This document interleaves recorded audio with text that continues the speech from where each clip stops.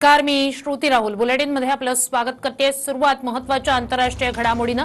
Nancy Pelosi तैवानहून दक्षिण कोरियाला रवाना होत आहेत, त्यावेळेची दृश्य।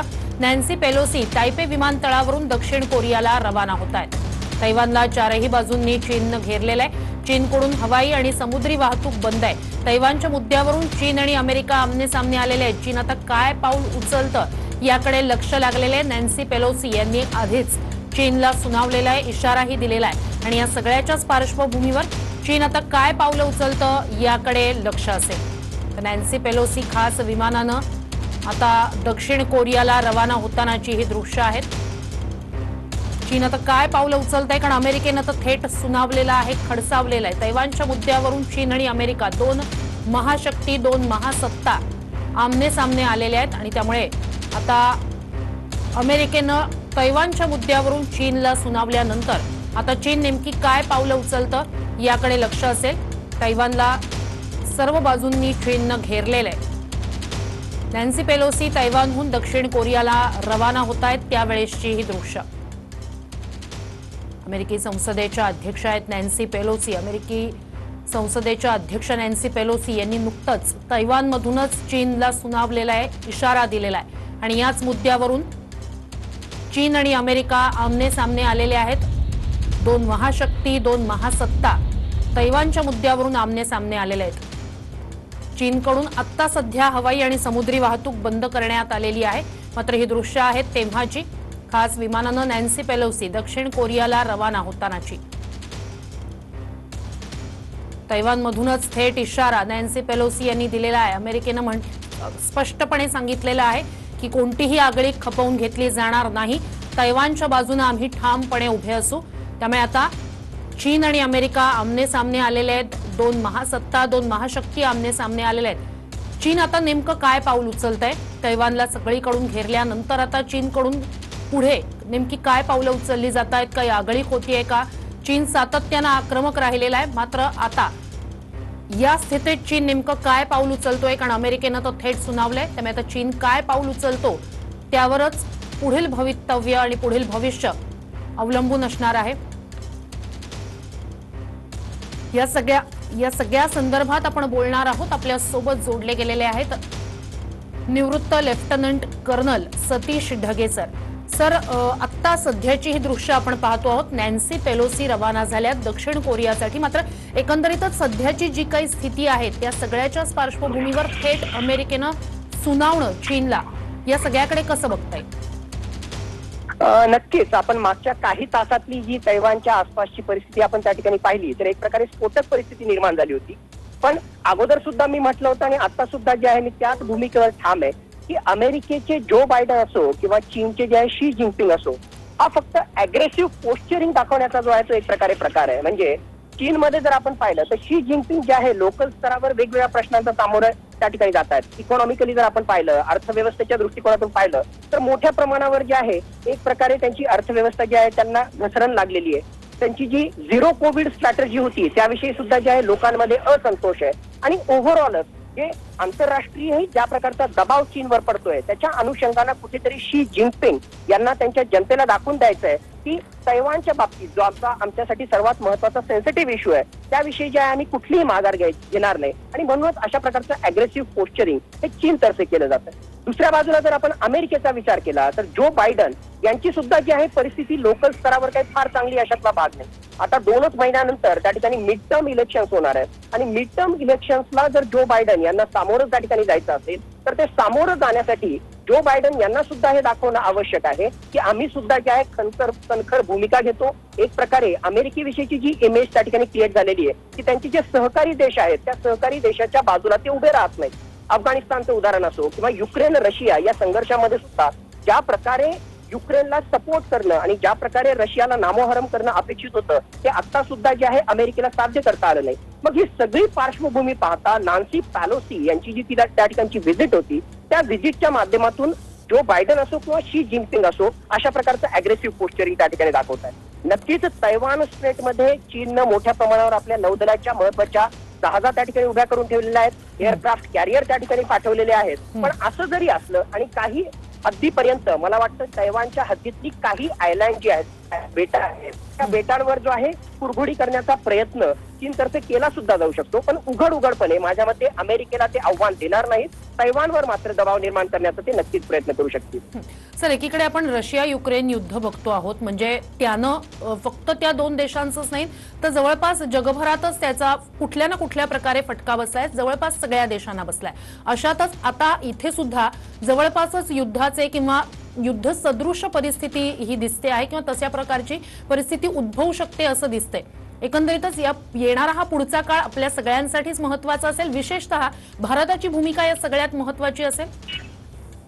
नक्की श्रुती, अतिशय महत्वाचा आणि चांगला प्रश्न आपण विचारला. मागच्या 3 महिन्यामध्ये युक्रेन आणि रशिया या 2 देशांमध्ये संघर्ष होतोय, पण त्याचे परिणाम संपूर्ण जगावर झालेले आपल्याला दिसत आहेत. आणि आज घडीला जगामधल्या 100 पेक्षा सुद्धा जास्त अर्थव्यवस्था अशा आहेत की ज्या एक प्रकारे ज्या आहेत अर्थव्यवस्था रिसेशन मध्ये किंवा जे आहे एक प्रकारे दिवाळखोरीकडे जे आहे त्यांची वाटचाल त्या ठिकाणी सुरू आहे. आणि त्यामध्ये एक महत्वाचा रोल जो होता तो युक्रेन आणि रशिया या संघर्षाचा होता. युक्रेन रशियामध्ये असणारी अन्नधान्याचं उत्पादन असो, सोयाबीन त्या ठिकाणी असो, फ्युएल इंधनाशी संबंधित प्राइजेस असो, या सगळ्या गोष्टींचा विपरीत परिणाम जगावर झालेला आपल्याला दिसला युक्रेन रशिया युद्धामुळे.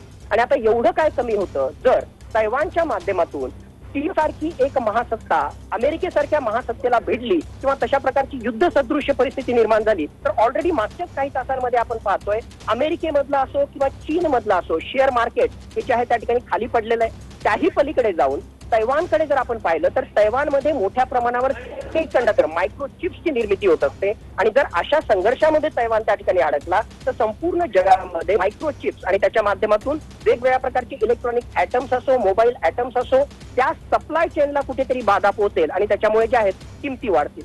एवढंच नाही, तैवान स्ट्रीट जर आपण त्या ठिकाणी पाहिली तर एशियन देशांमधून मोठ्या प्रमाणावर ज्या जहाजा ठिकाणी मालवाहू जहाजा त्या ठिकाणी जातात तर मोठ्या जहाजांपैकी 88% जहाजा या तैवान स्ट्रेट मधून जातात. आणि तिथंच जर अशा प्रकारचा संघर्ष होत असेल तर ग्लोबल सप्लाय चेन आपण ज्याला म्हणतो ती ग्लोबल सप्लाय चेन डिस्टर्ब होईल. त्याचा विपरीत परिणाम भारतावर सुद्धा होईल.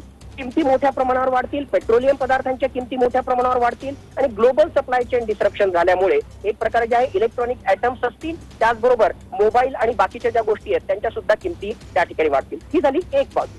दुसरी बाजू जर आपण स्ट्रॅटेजिकली किंवा सामरिकदृष्ट्या जर आपण पाहिलं, खरोखरच असा संघर्ष झाला आणि चीनची यामध्ये सरशी झाली तर माझ्या मते चीनसाठी आज टॉप मोस्ट प्रायोरिटी ही तैवान आहे. आणि तैवानवर एक प्रकारे त्याने कब्जा केला किंवा त्याच ठिकाणी डॉमिनन्स त्याने निर्माण केला तर चीनची जी आहे एक प्रकारे त्यांचा कॉन्फिडन्स वाढेल आणि लगेच त्याच्यानंतर जे आहे दुसरा त्याचा होरा हा जो आहे भारताशी सटीक असणारी जी लाईन ऑफ ऍक्च्युअल LAC आपण ज्याला म्हणतो, लाईन ऑफ ऍक्च्युअल कंट्रोल, लडाखच्या परिसरामध्ये त्याचबरोबर अरुणाचलच्या प्रदेशामध्ये सुद्धा एक प्रकारे जे आहे कुरघोडी करण्याचा प्रयत्न चीन त्या ठिकाणी करू शकेल. नक्कीच या युद्ध सदृश्य परिस्थितीमुळे संपूर्ण जगावर, ग्लोबल सप्लाय चेनवर आणि त्याहून महत्वाचं भारतावर जे आहे प्रत्यक्ष किंवा अप्रत्यक्षरित्या परिणाम होणारच आहेत. सर, या सगळ्यात या पुढच्या काळात भारताची भूमिका किंवा भारत नेमका कोणता स्टँड मांडतो, काय या संदर्भात आपली भूमिका मांडतो अधिकृतपणे याकडे लक्ष असेल. कारण एकीकडे अमेरिका आहे, दुसरीकडे चीन आहे आणि हे सगळं घडतंय ते अगदी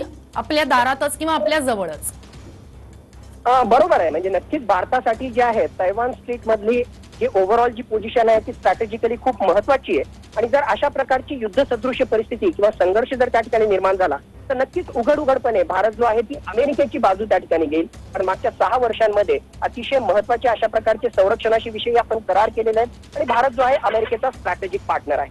त्याच्या पलीकडे जाऊन आपण त्या ठिकाणी पाहिलं तर जे आहे खरं पाहिलं तर तैवानला आज सुद्धा भारतानं जे आहे अधिकृतरित्या म्हणजे डिप्लोमॅटिकली जर आपण पाहिलं तर आपली एम्बसी त्या ठिकाणी नाहीये. आज सुद्धा सो कॉल्ड वन चायना प्रिन्सिपलच्या अंतर्गत आपण बीजिंग स्टीच चायनाला जो आहे खरा चायना अशा प्रकारे आपण म्हणत असतो. पण असं जरी असलं तरी तैवान जो आहे एक प्रकारे ज्याला आपण म्हणतो नेसेंट डेमोक्रेसी, नवजात अशा प्रकारची लोकशाही आहे आणि लोकशाही मूल्यांचं जतन करणं हे जगातली सर्वात मोठी लोकशाही भारताला सुद्धा तशा प्रकारची भूमिका घेणं आवश्यक आहे आणि वेळोवेळी तशा प्रकारची भूमिका भारत घेत आलेला आहे. म्हणूनच युनायटेड नेशन्सच्या माध्यमातून असो, आंतरराष्ट्रीय संघटनांच्या माध्यमातून असो, तैवानशी संबंधित वेगवेगळ्या प्रकारची लोकशाही मूल्ये यांना जे आहे कुठेतरी उभारणी देण्यासाठी भारत येणाऱ्या काळामध्ये आंतरराष्ट्रीय स्तरावर प्रयत्न करेल. आणि जर युद्ध सदृश्य परिस्थिती निर्माण झाली तर नक्कीच चायनाची साथ न देता अमेरिका आणि मित्र राष्ट्रांची साथ भारत हा नक्कीच देईल. क्वाडमध्ये सुद्धा जपान, ऑस्ट्रेलिया त्याचबरोबर अमेरिका आणि भारत असल्यामुळे क्वाड सुद्धा जो आहे येणाऱ्या काळामध्ये या सगळ्या घटनांच्या अनुषंगानं ऍक्टिव्ह होऊ शकतो. नक्कीच सर, या सगळ्यातला एक महत्वाचा मुद्दा असंही म्हटलं जात आहे की एकंदरीतच अमेरिकेची ही स्ट्रॅटेजी तिकडे रशिया युद्धात गुंतलेला आहे, त्यामुळे रशियाचंच अतोनात नुकसान होत आहे. दुसरीकडे आता चीन सुद्धा जर युद्धात गुंतून राहिला किंवा अशा प्रकारे चीनकडून काही आगळीक करण्यात आली तर त्याचा फटका अर्थात जसा इथे रशियाच्या अर्थव्यवस्थेला बसला तसा तिथे चीनच्या अर्थव्यवस्थेला बसेल आणि एक प्रकारे अमेरिकेची ही स्ट्रॅटेजी आहे असंही बोललं जात आहे. बिलकुल बरोबर आहे. ही थिअरी नंबर 1 आहे की अमेरिकेसाठी दोन महत्वाचे जे त्यांचे आज घडीला ऑलरेडी रशियाला जे आहे युक्रेन युद्धामध्ये आणि त्यांच्या सोबतीला त्या युक्रेनच्या सोबतीला नाटो जे त्या ठिकाणी आहेत ती नाटो सदस्य राष्ट्रांच्या सोबतीला जे आहे त्यांनी त्या ठिकाणी घेऊन संघर्ष त्या ठिकाणी करतोय. दुसऱ्या बाजूला जर आपण त्या ठिकाणी पाहिलं तर चायनाला जर अशा प्रकारच्या युद्धामध्ये त्यांना गुंतवून ठेवता आलं तर एक प्रकारे अमेरिकेची जी आहे कुठेतरी जे आहे म्हणजे अमेरिकेला तो ऍडव्हान्टेज त्या ठिकाणी मिळू शकेल. पण दुसरी थिअरी अशी आहे की ज्या ज्या ठिकाणी संघर्ष होत असेल जगभरामध्ये असा संघर्ष झाल्यानंतर नक्कीच तो जो आहे अमेरिकेसाठी फायद्याचा ठरतो. कारण अमेरिकेसाठी दोन राष्ट्रांमधले युद्ध म्हणजे एक प्रकारे जे आहे शस्त्रास्त्र विकण्यासाठीचं मार्केट अशा प्रकारे त्याला त्या ठिकाणी पाहता येतं.